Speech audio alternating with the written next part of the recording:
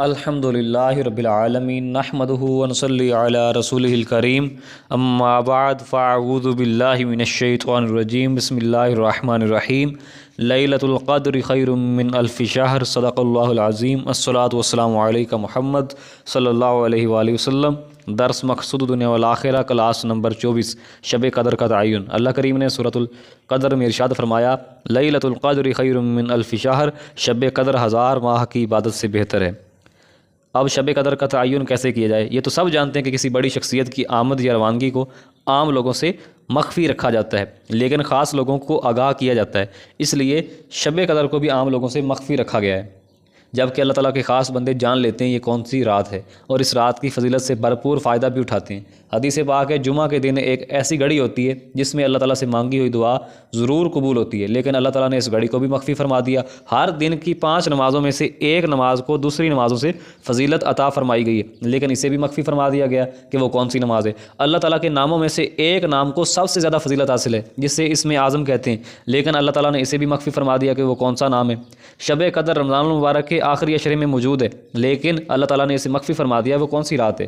سچے موتی بہت قیمتی شے ہے، لیکن اللہ تعالیٰ نے اسے سمندر کی تہوں میں چھپا دیا، جس طرح ماہر غوطہ خور ایکسپرٹ ڈائیورز سمندر کی تہوں میں سے سرفیس میں سے موتی نکال لاتے ہیں، اسی طرح مردان حق عارفان الہی مردان حق اللہ تعالیٰ کی محبت کے سمندر سے ان گھڑیوں اور ساعتوں کو معلوم کر لیتے ہیں اور اس میں موجود اللہ تعالیٰ کی رحمتوں میں سے بھرپور فائدہ حاصل کرتے ہیں۔ اللہ تعالیٰ کی ان عظیم نعمتوں کو مخفی رکھنے کی وجہ حضرت شاہ عبدالعزیز محدث دہلوی رحمۃ اللہ علیہ یہ بیان فرماتے ہیں کہ لوگ نیکی اور بھلائی کے کاموں میں غفلت اور سستی نہ کریں، بلکہ جوش و جذبہ اور لگن کے ساتھ انجام دیں۔ اگر شب قدر کی وضاحت کر دی جاتی تو شاید لوگ اس مقدس رات کو اہمیت نہ دیتے جس قدر مخفی رکھنے کی وجہ سے دی جاتی ہے۔ اللہ تعالیٰ نے رمضان شریف کے آخری عشرے میں اسے پوشیدہ فرما دیا تاکہ اسے ڈھونڈنے والے رمضان شریف کی تمام طاق راتوں میں عبادت کریں۔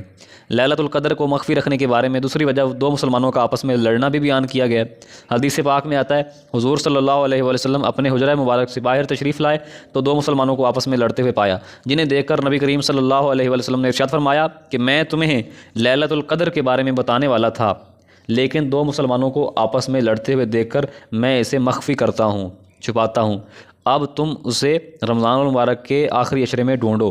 بخاری شریف۔ تو جانیں کہ 2 مسلمانوں کا آپس میں لڑنا کتنا بڑا گناہ ہے۔ علماء کرام کے نزدیک شب قدر غیر متعین ہے، لیکن 27ویں شب کے لیے اکثر احادیث آئی ہیں۔ امام اعظم ابو حنیفہ رحمۃ اللہ علیہ کے نزدیک شب قدر رمضان شریف میں ہے، لیکن ہر سال بدلتی رہتی ہے۔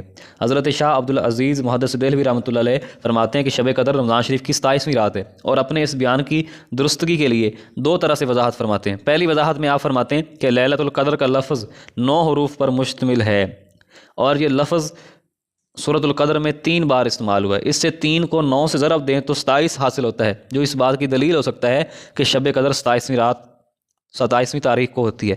دوسری دلیل آپ رحمۃ اللہ علیہ یہ دیتے ہیں کہ یہ سورت 30 الفاظ سے آراستہ کی گئی ہے، اور اس میں 27واں کلمہ ہیا ہے جس کا مرکز لیلۃ القدر ہے۔ گویا اللہ تعالیٰ کی طرف سے عقل مندوں اور اہل اللہ کے لیے اشارہ ہے کہ رمضان المبارک کی 27ویں تاریخ کو شب قدر ہے۔ حضرت انیس الوائزین حضرت علامہ شعرانی رحمۃ اللہ علیہ فرماتے ہیں کہ لیلۃ القدر کسی خاص تاریخ پر متعین نہیں، بلکہ مختلف دنوں کی راتوں میں آتی ہے، اور اس سے صرف وہ لوگ آگاہ ہو سکتے ہیں جو اپنی زندگی کا ایک ایک لمحہ اللہ تعالیٰ کے ذکر میں گزارتے ہیں۔ یہ وہ لوگ ہیں جو اللہ تعالیٰ کے دوست ہیں، اور اللہ تعالیٰ انہیں باطنی بصارت عطا فرماتا ہے، دل کا نور، آنکھ کا نور۔ علامہ اقبال فرماتے ہیں کہ دل بینا بھی کر خدا سے طلب، آنکھ کا نور دل کا نور نہیں، کہ دیکھنے والا دل بھی عطا فرما، تو ان کے پاس وہ باطنی بصارت ہوتی ہے جس کے طفیل وہ ان نشانیوں کو دیکھ لیتے ہیں جو اس رات کے لیے مخصوص ہوتی ہیں۔ اسی بصارت کے وسیلہ سے وہ گناہ گاروں کی تقدیر بدل دیتے ہیں۔ نگاہ ولی میں وہ تاثیر دیکھی، بدلتی ہزاروں کی تقدیر دیکھی، اور اسی بصارت کے صدقے سے چوروں کو ابدال بنا دیتے ہیں، اور اسی بصارت کے صدقے وہ شب قدر معلوم کر لیتے ہیں۔ حضرت علامہ شعرانی رحمۃ اللہ علیہ شب قدر کی کچھ نشانیاں بیان فرماتے ہیں کہ شب قدر شفاف اور صاف ہوگی، نہ گرمی کی شدت ہوگی نہ سردی کی شدت ہوگی، بلکہ موسم معتدل ہوگا۔ ہوا اور سمندر اور دریا کی لہریں تھم جائیں گی، آسمان پر بادل نہ ہوں گے، یعنی اس رات بارش نہیں ہوگی، اور نہ ہی شیاطین کو مارنے کے لیے ستاروں کو توڑا جائے گا، اور اس رات کی صبح کا سورج بغیر شعاؤں کے ساتھ طلوع ہوگا۔ سبحان اللہ۔ علماء کرام فرماتے ہیں جب شب قدر تشریف فرما ہوتی ہے تو اس کی برکت سے سمندروں اور دریاؤں کے پانی میں مٹھاس کی ملاوٹ ہو جاتی ہے۔ انسان اور جنات کے سوا کائنات کا ہر ذرہ اللہ تعالیٰ کی بزرگی کے اعتراف میں اللہ تعالیٰ کے حضور سجدہ ریز ہوتا ہے۔ سبحان اللہ۔ حضرت عبداللہ بن عباس رضی اللہ تعالیٰ عنہما شب قدر کے بارے میں اس چیز کے قائل ہیں کہ یہ 27ویں رمضان المبارک کو بھی ہے۔ سبحان اللہ۔ اور حضرت جابر بن عبداللہ رضی اللہ تعالیٰ عنہ فرماتے ہیں رسول اللہ صلی اللہ علیہ وسلم نے ارشاد فرمایا، جس نے شب قدر میں اعتقاد اور ثواب سمجھ کر عبادت کی، اللہ تعالیٰ اس کے پچھلے گناہ بخش دیتا ہے۔ انیس الواعظین۔ اور اسی طرح کی روایت حضرت ابو ہریرہ رضی اللہ تعالیٰ عنہ سے بھی ہے کہ جو شخص شب قدر میں ایمان اور ثواب حاصل کرنے کی غرض سے قیام کرے، اس کے تمام پچھلے گناہ معاف ہو جاتے ہیں۔ بخاری شریف، مسلم شریف۔ حدیث پاک کے مطابق قیام کا مطلب اللہ تعالیٰ کے حضور میں نماز، فرض، سنت یا نفل کے لیے کھڑے ہونا، یعنی اپنے گناہوں کی بخشش کے لیے اس رات میں فرائض اور سنت کے ساتھ ساتھ نوافل ادا کرنا، تلاوت قرآن مجید کرنا، تسبیح و تحلیل کرنا، اللہ تعالیٰ سے اپنے گناہوں کی بخشش مانگنا، اور یہ سب اعمال اللہ تعالیٰ کی رضا کے لیے کرنے چاہئیں۔ ان تمام اعمال میں ریاکاری نہ ہو۔ اگر بندہ مومن اس رات کو اس طرح گزارے گا تو حدیث پاک کے مطابق اللہ تعالیٰ اس کے تمام پچھلے گناہوں کو شب قدر کی برکت سے معاف فرما دے گا۔ حضرت سیدہ عائشہ صدیقہ رضی اللہ تعالیٰ عنہا سے روایت ہے کہ جب رمضان شریف کا آخری عشرہ شروع ہوتا تو رسول اللہ صلی اللہ علیہ وسلم کمر کس لیتے اور شب بیداری کرتے اور اپنے گھر کے لوگوں کو بھی جگا دیتے۔ بخاری شریف، مسلم شریف۔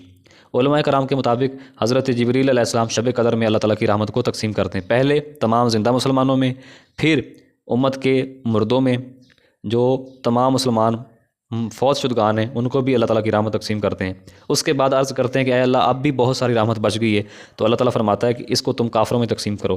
چنانچہ حضرت جبریل علیہ السلام اللہ تعالیٰ کی رحمت کو ان میں تقسیم کرتے ہیں، سو ان میں سے جس کو اس رحمت میں سے کچھ حصہ مل جاتا ہے تو وہ ایمان پر فوت ہوتا ہے۔ روح المعانی۔ اب حدیث پاک ہے، انیس الواعظین حوالہ ہے، شب قدر تمام راتوں میں سے افضل ہے، اور فرمایا کہ عبادت کے لیے تمام راتوں سے بہتر رات شب قدر ہے، اور اس سے زیادہ ڈراؤنی رات قبر کی رات ہے۔ پس اس شخص کے لیے خوشی ہے جو اس مبارک رات میں عبادت کرے تاکہ اس ڈراؤنی رات میں کام آئے۔ سبحان اللہ۔ اولیاء اللہ کے اقوال ہیں، ان کے معمولات ہیں۔ نوافل کے حوالے سے ایک روایت ہے کہ شب قدر میں جو شخص 4 رکعت نماز اس طرح سے پڑھے کہ سورۃ الفاتحہ کے بعد 1 بار سورۃ تکاثر اور 11 بار سورۃ الاخلاص پڑھے تو اللہ تعالیٰ اس پر موت کی سختی کو آسان فرما دیتا ہے، اس سے قبر کا عذاب دور رکھتا ہے، اور نور کے 4 ستون عطا فرماتا ہے کہ ہر ستون پر 1000 محل ہوں گے۔ نزہۃ المجالس۔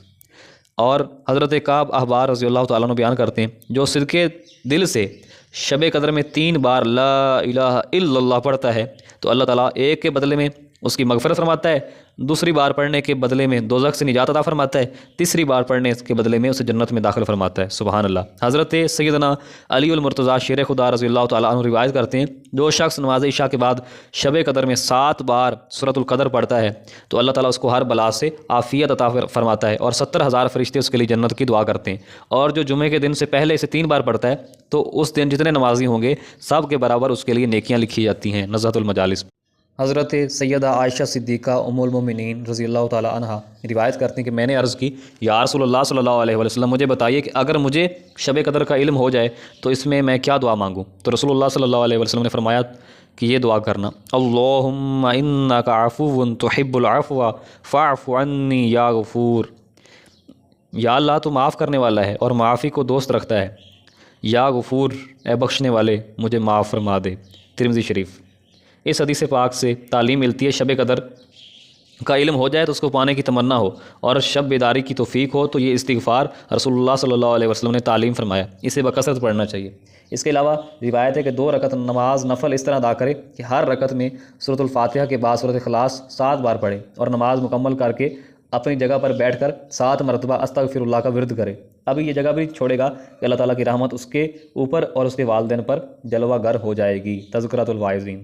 یہ اولیاء اللہ کے اقوال ہیں، تو ہمیں چاہیے کہ 21، 23، 25، 27 اور 29 کی تمام راتوں میں عبادت کریں، شب بیداری کریں، اور نہیں تو کم از کم کچھ نوافل ادا کر لیں، اور پھر قضاء عمری کا بھی اہتمام کریں کہ جتنی نمازیں رہ گئی ہیں ان کی قضاء کا بندوبست کیا جائے۔ اللہ تعالیٰ ہم سب کو اس متبرک، مقدس اور بزرگ رات میں جاگ کر اپنی عبادت کرنے کی توفیق عطا فرمائے، اور اس رات کی برکت سے ہمارے گناہوں کو بخش کر ہم سے راضی ہو جائے۔ آمین ثم آمین۔